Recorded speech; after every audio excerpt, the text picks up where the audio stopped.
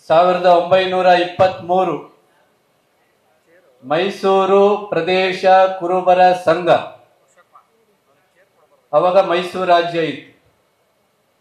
1956 ಸುಮಾರಿಗೆ ಕರ್ನಾಟಕ ಪ್ರದೇಶ ಕುರುಬ ಸಂಘ ಆಯಿತು.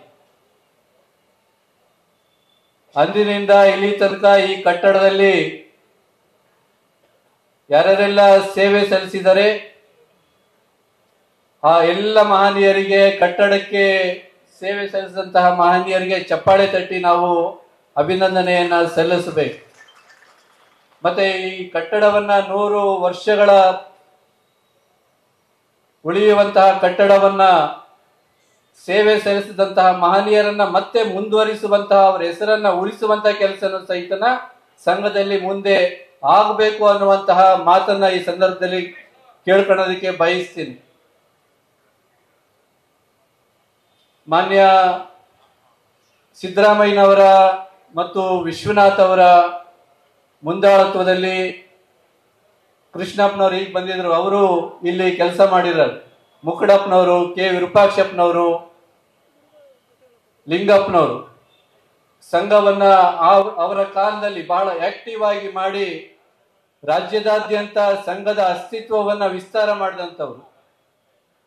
ಇವತ್ತು 18 ತಿಂಗಳಲ್ಲೇನೆ ಹೊಸ ಕಟ್ಟಡವನ್ನ ಮಾಡೇ ತೀರ್ತೀನಿ ಅನ್ನುವಂತಹ ಒಂದು ಭರವಸೆಯನ್ನ ಮಾನ್ಯ ಸುರೇಶ್ ಬೈರ್ತಿ ಅವರು ನಮ್ಮೆಲ್ಲರಿಗೆ ನೀಡಿದರೆ, ಸಮಾಜದ ಎಲ್ಲರ ಸಹಕಾರದಿಂದ ಮಾಡ್ತೀವಿ ಅನ್ನುವಂತಹ ಮಾತನ್ನು ಹೇಳಿದರೆ, ಅವರಿಗೆ ಜೋರಾಗಿ ಚಪ್ಪಾಳೆ ತಟ್ಟಿ ಅಭಿನಂದನೆಯನ್ನ ಸಲ್ಲಿಸಿ ಅವರಿಗೆ ಶಕ್ತಿ ನೀಡುವಂತಹ ಬೀರಪ್ಪನ, ರೇವಣಸಿದ್ದನ, ಮೈಲಾರಲಿಂಗನ ಆಶೀರ್ವಾದ ಅವರಿಗೆ ಇರಲಿ ಅಂತಂದ್ಬಿಟ್ಟು ನಾವು ಹಾರೈಸೋಣ. ರಾಜ್ಯ ಕುರುಬ ಸಂಘದ 100ನೇ ವರ್ಷದ ಈ ಸಂದರ್ಭದಲ್ಲಿ ನಾನು ಕರ್ನಾಟಕ ಪ್ರದೇಶ ಕುರುಬ ಸಂಘದ ಪದಾಧಿಕಾರಿಗಳಿಗೆ ಕೇಳ್ಕೊಳ್ಳೋದೇನಂದ್ರೆ, ಇನ್ನು ಹಲವಾರು ಜಿಲ್ಲೆಗಳಲ್ಲಿ ಜಾಗನೂ ಇಲ್ಲ, ಬಿಲ್ಡಿಂಗನೂ ಇಲ್ಲ. ಪ್ರಯತ್ನ ಮಾಡ್ತಾ ಇದ್ದೀರಿ. ಅವರಾಗಿ ಅವರು ಬಂದು ಮನವಿಯನ್ನ ಸಲ್ಲಿಸಿ ಓಡಾಡುವಂತಹ ಅಶಕ್ತರು ಇನ್ನೂ ಹಲವಾರು ಜಿಲ್ಲೆಗಳಲ್ಲಿ ಇದ್ದಾರೆ. ಹಾಗಾಗಿ ಬೀದರ್ನಿಂದ ಹಿಡಿದು ಚಾಮರಾಜನಗರದವರೆಗೆ ಈ ಅವಕಾಶದಲ್ಲಿ, ಈ ಸಂದರ್ಭದಲ್ಲಿ ಎಲ್ಲೆಲ್ಲಿ ಜಾಗ ಇಲ್ಲ, 18 ತಿಂಗಳಲ್ಲಿ ಜಾಗ ಮಾಡಿಸ್ಕೊಡುವಂತಹ ಕೆಲಸವನ್ನ ಮಾಡಿದ್ರೆ 100 ವರ್ಷಕ್ಕೆ ಒಂದು ಸಾರ್ಥಕ ಕೆಲಸ, ಪರಿಪೂರ್ಣ ಕೆಲಸ ಆಗುತ್ತೆ ಅನ್ನುವಂತಹ ಮಾತನ್ನ ಈ ಸಂದರ್ಭದಲ್ಲಿ ಹೇಳೋದಕ್ಕೆ ಬಯಸ್ತೀನಿ. ಅದಲ್ಲದೆ ಬಂಡೆಪ್ಪ ಕಾಶೆಂಪುರ ಅವರು ಎತ್ತಿದಂತಹ ಪ್ರಶ್ನೆ ಬಹಳ ಪ್ರಮುಖವಾದಂಥದ್ದು. ಇವತ್ತಿಗೂ ಹಲವಾರು ಪ್ರಮುಖ ದೇವಸ್ಥಾನಗಳ ಭಕ್ತರು ಕೋರ್ಟು, ಕಚೇರಿ, ಪೊಲೀಸ್ ಸ್ಟೇಷನ್ ಓಡಾಡ್ತಾ ಇದ್ದಾರೆ ದೇವರ ಪೂಜೆಗೋಸ್ಕರ, ಜಾತ್ರೆಗಳಿಗೋಸ್ಕರನ. ನಾವು ಸುಮಾರು 5-6 ವರ್ಷದಿಂದ ಮಾನ್ಯ ಮುಖ್ಯಮಂತ್ರಿಗಳಿಗೆ ಮನವಿ ಸಲ್ಲಿಸ್ತಾ ಇದ್ದೀವಿ. ದೇವಸ್ಥಾನಗಳು, ಈಗಾಗಲೇ ಇರುವಂತಹ ದೇವಸ್ಥಾನಗಳು ಅವರ ರೆಸಲ್ಯೂಷನ್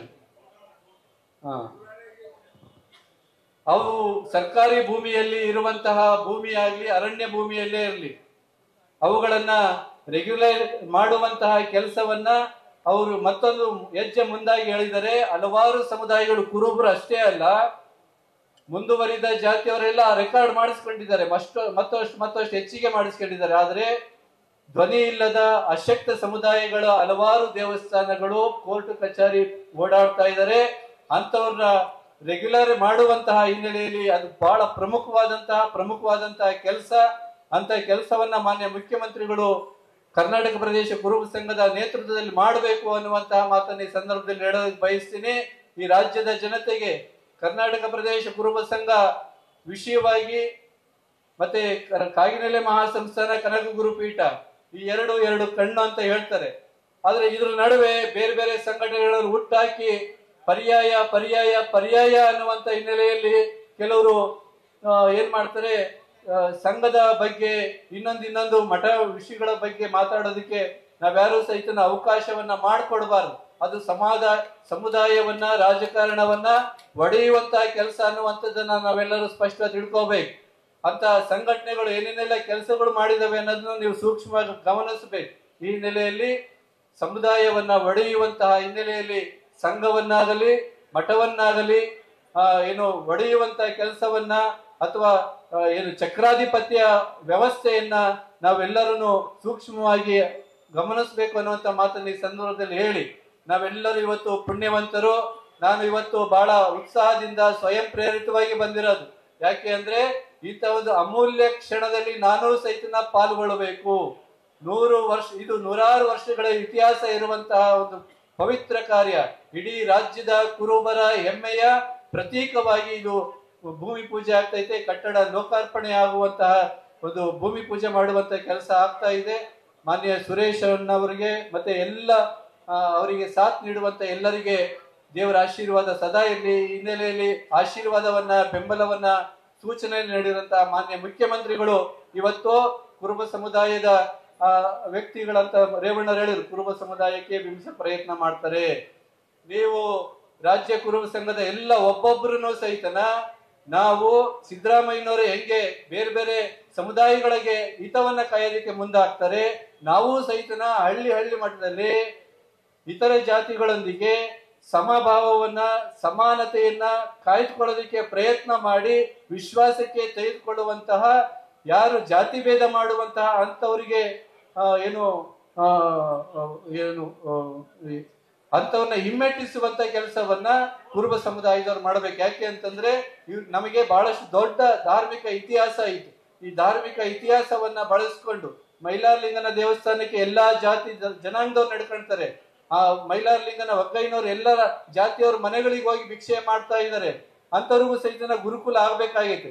ಬಂಧುಗಳೇ, ಬಹಳ ಇದು ಸಂದರ್ಭ ಜ್ಞಾಪಕ ಆಯಿತು. ಮಾನ್ಯ ಮುಖ್ಯಮಂತ್ರಿಗಳಿಗೆ ಕೇಳ್ಕೊಳ್ತೀನಿ, ಈ ದೇಶದಲ್ಲಿ ಹಲವಾರು ವಿದ್ಯಾ ಕೇಂದ್ರಗಳಿದಾವೆ.